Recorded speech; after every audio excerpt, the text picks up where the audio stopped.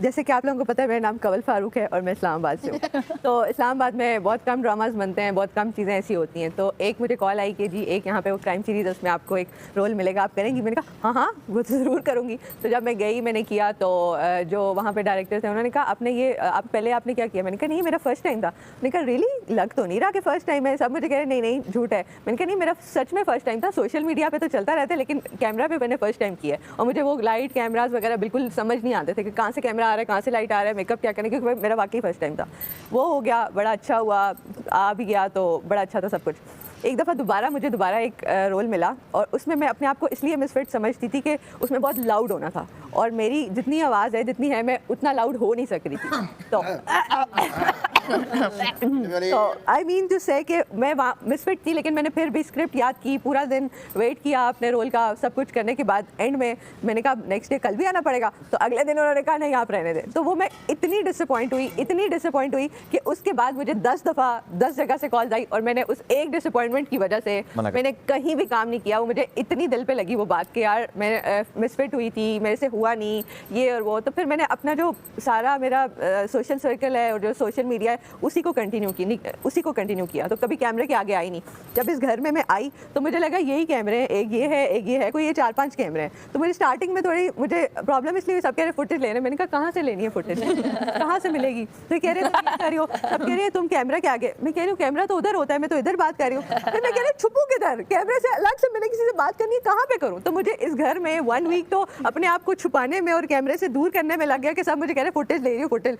अल्लाह का शुक्र है बादशाह साहब ने कहा फुटेज ले नहीं तो आए। तो वो मेरा क्लियर हो गया। तो मेरे कहने का ये मतलब था कि अल्हम्दुलिल्लाह मुझे इतना अच्छा प्लेटफॉर्म मिला और प्लेटफॉर्म के अलावा मुझे बहुत अच्छे लोग मिले जिनके साथ मैं हमेशा लाइफ टाइम कनेक्टेड रहूँगी। कोई अच्छा करे, कोई बुरा करे, कोई जो मर्जी करे, लेकिन मैं आप लोगों को नहीं छोड़ने वाली, ठीक है?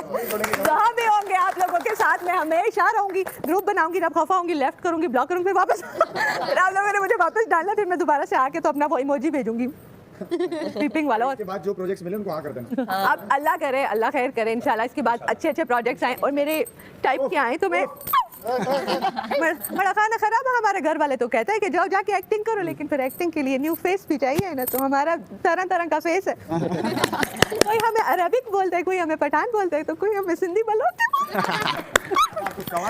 हमें कबला भी बोलता है।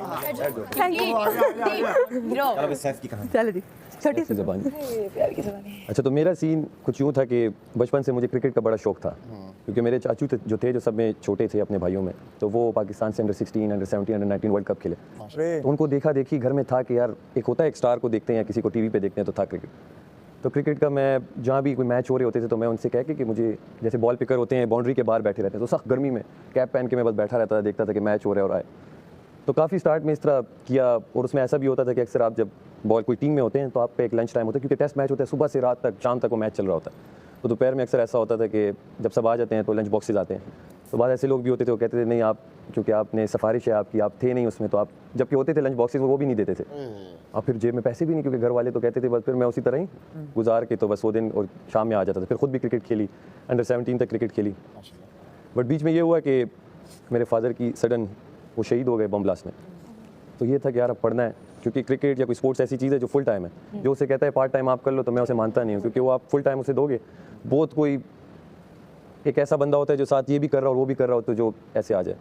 तो फिर बस क्रिकेट को वहाँ मैंने खैराबाद का, और मैं अपनी स्टडीज़ में आ गया। मैंने कहा चलो बस अब यही करना है, क्योंकि बड़ा बेटा था घर में। तो स्टडीज़ की पढ़ा, कॉलेज में आया। तो कॉलेज में जब मैं आया तो वहाँ पर म्यूज़िक सोसाइटी थी। तो शौक था मुझे बचपन से ही, सुनता गुनगुनाना वो था। तो म्यूज़िक सोसाइटी में गया, वहाँ पे ऑडिशंस जो हो रहे थे ऑडिशंस दिए। पहले ही जैसे आज कॉलेज शुरू हुआ तो 8-10 दिन बाद वहाँ पे ऑडिशंस थे। तो वहाँ गया, वहाँ पे सब अच्छे थे, ऑब्वियस बात है, मैं फर्स्ट टाइम कर रहा था, तो ना तो मेरा कोई टेम्पो था उसमें, ना कोई स्केल पकड़ पा रहा था। तो उन्होंने कहा ये तो नहीं है। तो मैं वो उसमें रिजेक्ट होके, उनकी फिर एक कैबिनेट होती है जिसमें ऑर्गेनाइजर्स होते हैं और काम करने वाले जो इवेंट ऑर्गेनाइज कराते हैं, मैं उसमें आ गया। तो उसमें होता था मैं बैठ के सिर्फ देखता था सबको कि कौन गिटार बजा रहा है, कोई ड्रम्स बजा रहा है। तो बस देखा देखी मुझे वहाँ समझ आई, अच्छा ये टेम्पो है, ये स्केल में इस तरह गाते हैं गिटार की, ये क्योंकि किसी से सीखा नहीं था। तो वही मैं जो गिटार की जो स्ट्रिंग्स वगैरह पकड़ के अपने जो कॉर्ड्स वगैरह बजाने होते थे, तो वो ऐसे सीखे। और घर में आके एक गिटार था जो बड़ा पुराना कज़न का पड़ा हुआ था, उससे मैंने कहा मैं ठीक कराता हूँ, इसमें मैं सीखूंगा। तो उस पर हल्का फुल्का सीख के 3-4 कॉर्ड से आतिफ असलम के गाने गा गा के बेसुरे गा के वो आखिर वो बेसुरों में सुर आ गया थोड़ा बहुत। तो बस उसके बाद फिर उसी म्यूज़िक सोसाइटी के मैं जब, क्योंकि मैं वहाँ से कंप्यूटर सिस्टम इंजीनियरिंग कर रहा था, तो जब मैं तीसरे साल में हुआ, दूसरा साल ख़त्म हुआ तो उसी म्यूज़िक सोसाइटी का मैं प्रेसिडेंट बन गया, क्योंकि और कोई था नहीं उस लेवल का, क्योंकि हम तो दिन रात फिर हम घर आके यही करते थे क्लास बाद में थी, म्यूज़िक सोसाइटी पहले हो गया था, वो क्रेज़ ऐसा चढ़ गया था। वहाँ इंजीनियरिंग भी पूरी हो गई, म्यूज़िक साथ साथ अब कॉन्सर्ट्स मिलना शुरू हो गए, क्योंकि कॉलेज में जब आप परफॉर्म करते हैं तो जो लड़के देख रहे होते हैं उनका सर्कल होता है, फिर बुलाते हैं कि एक बैंड है इस कॉलेज का। तो ऐसे करते करते हमने काफ़ी परफॉर्मेंसेस की और काफ़ी ऐसी भी की कि मसलन किसी ने बुलाया कि यार फॉर एग्जांपल फरहान सईद आ रहा है या ये बैंड आ रहा है, आप उसका शो ओपन करेंगे, आप आएंगे। अब मैं वहाँ जाऊँ, उनकी जैमिंग चल रही है तो कहते हैं बस लेट हो गया, आप लोग जाएँ। हमारा पोस्टर लग के बस फिर हमें कहते थे आप जाएँ। अब हमारे भले 10-15 दोस्त कोई आया, अब हम उससे जान छुपाएं कि वो तो बैठे हुए हैं, अब हम किसके लिए परफॉर्म कर रहे हैं। तो मोस्टली मैं ये होता था, घर वाले कहते थे कि यार हमें ले जाओ स्टार्ट में ना, कि हम भी देखना चाहते हैं, तो मैं उन्हें ले जाता ही नहीं था। मैंने कहा यार पता नहीं, वो स्टार्ट में मुझे कहे तुम ना हो और मैंने सामने बिठाया हो, तो ये तो अपने पैर पे कुल्हाड़ी मारने वाली बात है। तो ऐसे करते करते म्यूज़िक बस चलता रहा, फिर खुद ही अपने कॉन्सर्ट्स भी किए, अच्छा अल्हम्दुलिल्लाह होता रहा। इसी की देखा देखी कुछ अच्छे ब्रांड से उन्होंने अप्रोच किया कि यार आप हमारे लिए TVCs के लिए कोई प्लेबैक सिंगिंग करें, वो मैंने की। एक ने पहली बार जब मुझे अप्रोच किया कि यार आप एक पूरा गाना बनाना है, एक पूरा इवेंट हो रहा है उस फुटबॉल का, और बड़ा ब्रांड था पाकिस्तान का, तो आप इसका पूरा एंथम गाएं और वो एंथम हम आपको देंगे, आपने खुद कंपोज भी करना है और गाना भी और रिकॉर्ड भी करना है। तो मैंने उसे जो बजट दिया तो उसने उसका मुझे, खैर बीच की बातें तो नहीं बताता, मिसाल के तौर पे मैंने उसे 10 रुपये बोले तो उसने मुझे 100 रुपये दिए। मतलब मैंने उसे जो बोला तो मैं समझा मैं क्या कर रहा हूँ, या तो मुझे अपनी कुछ पता नहीं है और या मुझे कुछ पता ही नहीं है। तो उसने फिर दोबारा वो हुआ दूसरे साल, तो उन्होंने फिर मुझे अप्रोच किया और उसका भी डबल दिया। माशाल्लाह। तो मैं गेम फिर आहिस्ता आहिस्ता समझ गया कि यार यहाँ पे कुछ, मैं लेट समझा लेकिन मैं समझा। साथ साथ अपना जॉब और वो अलग अलग जॉब्स की इससे पहले भी, मतलब एज ए राइडर कहीं वो फ़ोन्स आते थे और केबल्स भी नहीं आते कि ये फ़ोन्स लो, टैबलेट लो। और मेडी को मैंने बताया एक दिन वो ले गया, सख्त गर्मी रमज़ान में, और इलाका गैर मतलब जहाँ पे, हाँ वहाँ उस वक्त ना वो होते थे मैप्स, गूगल फ़ोन अच्छा था नहीं, क्या गूगल मैप्स होता। वहाँ जाके बाहर जब देखा मैंने कहा हाथ में लेके सब खड़े में, अंदर फ़ोन चले गया, अब मैं बाहर इंतज़ार कर रहा हूँ कि फ़ोन वापस आएगा कि नहीं आएगा। फ़ोन 1 घंटे बाद आया, कहता है हमें चाहिए नहीं। अब फ़ोन डब्बा खुला, पैक खुला। वहाँ 3-4 दिन मैंने कहा यार ये तो मुझसे नहीं होता। खैर एक जानने वाला मुझे मिला, उसने कहा भाई आपको पता है घोड़े को क़यामत वाले दिन पता चलेगा कि उसमें कितनी ताकत थी, और वो किसी का टांगा बना हुआ है, किसी का घुड़सवार का घोड़ा बना हुआ है। तो कहते हैं आप उस रेस के घोड़े हो, आप ये क्या कर रहे हो। मैंने कहा बात सही है, मैं करके आ रहा हूँ, लेकिन एट द एंड वही घर में बड़ा था तो जॉब तो करनी थी, क्योंकि म्यूज़िक क्या देता है, एक प्रोजेक्ट कर लिया तो अगला कब मिलेगा किसी को पता नहीं। तो साथ साथ मैंने जॉब भी की, जैसे सॉफ्टवेयर की अपनी किसी फर्म में, साथ साथ वो अभी तक चल रहा है, जहाँ भी होता है वेबसाइट बनाने, ये चीज़ें वो चल रही हैं। तो खैर जहाँ म्यूज़िक की बात आई, बीच में ऐसे भी प्रोजेक्ट हुए, बड़े नाम है पाकिस्तान के, मैंने उनके लिए इतना बड़ा TVC किया, उन्होंने कहा आप ये बस करके भेजें और आपको पेमेंट इतने दिन में हो जाएगी।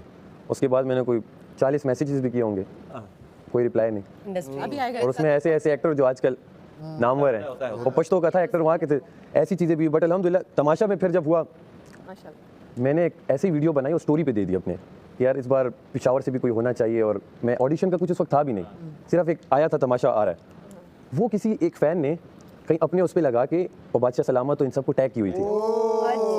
तो किसी एक फ़ैन को बादशाह सलामत का रिप्लाई आया कि इसे कहो कि पूरी अपनी वीडियो बनाए, अपनी एज और ये करके भेजे। अब वो फ़ैन मुझे पहली बार मैसेज करे और मैं उसे कहूँ कि यार ये मजाक कर रहा है, मैंने कहा जाने दो इसे। फिर मैंने सोचा शायद क्या पता वीडियो तो मैंने बचा। अब बादशाह सलामत को मैं अपना ऑडिशन भेज रहा हूँ, बादशाह सलामत एक्सेप्ट ना करें मेरी रिक्वेस्ट। मैं कहूँ ये मैंने वापस उस बंदे को भेजा कि यार ये, अब वहाँ से मैसेज आया इसकी आवाज़ नहीं है।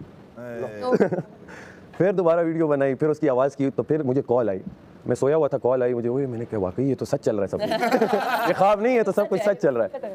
तो हकीकत में मैं आया, फिर उन्होंने कहा अपनी ऑडिशन दोबारा सही से भेजें, वो मैंने भेजी, आपका इंटरव्यू होगा 2 हफ्ते बाद। मैं किसी को नहीं बता रहा था, घर में मैंने 1-2 को बताया, उन्होंने भी कहा ये होगा तो इसका नहीं, बस चलो, क्योंकि सब देखते हैं कह रहे तो बस अच्छी बात है। ये घर वाले पहले बोलते हैं। हाँ घर में देखते हैं। मेरी अम्मी तो डाई हार्ट फैन, मतलब वो एक बार नहीं बार उन्होंने देखा हुआ था। यही सीन है। हाँ मैं जब फैमिली वो फ्रेंड्स में बताया उनका हम देखते हैं, मैंने कहा अच्छा कहते हैं यार तुम्हारे लिए खैर हम मैंने स्क्रीन लगाया करेंगे। बताया कि जिस दिन वो था मेरा इंटरव्यू हुआ, तो मुझे आइडिया हो गया कि शायद मेरा हो जाए, वो समझ आ जाती सही है। है। फिर भी मैंने किसी को नहीं बताया, बस अपना काम शाम ये हो। तो जब फाइनल कॉल आई वो घर में बताया, सब बहुत खुश थे और एक बहुत बड़ी अपॉर्चुनिटी, क्योंकि पेशावर में, और फिर मैं पेशावर में जिस जगह से हूँ वो भी एक छोटा सा इलाका है, और अब वो बहुत बड़ा हो चुका होगा माशाल्लाह से वो इलाका। इंशाल्लाह वो तो जब जाएंगे, वो जो अक्सर मजाक उड़ाती है माहम, तो वही बात है कि किसी की नफरत का बहाना बन गया हूँ। आज अच्छे लग रहे हो, आज होना चाहिए। Yes yes yes. तो किसी की नफरत का बहाना बन गया हूँ, किसी की खुशी का सहारा बन गया हूँ, टूटने पे मेरे होगी इन सब की ख्वाहिश पूरी, ये ज़रा बाहर जाकर तो देखें मैं सितारा बन गया हूँ। Thank you. आज मुझे मजा आया। अच्छा जी और कोई है उम्मी यार काशिफ भाई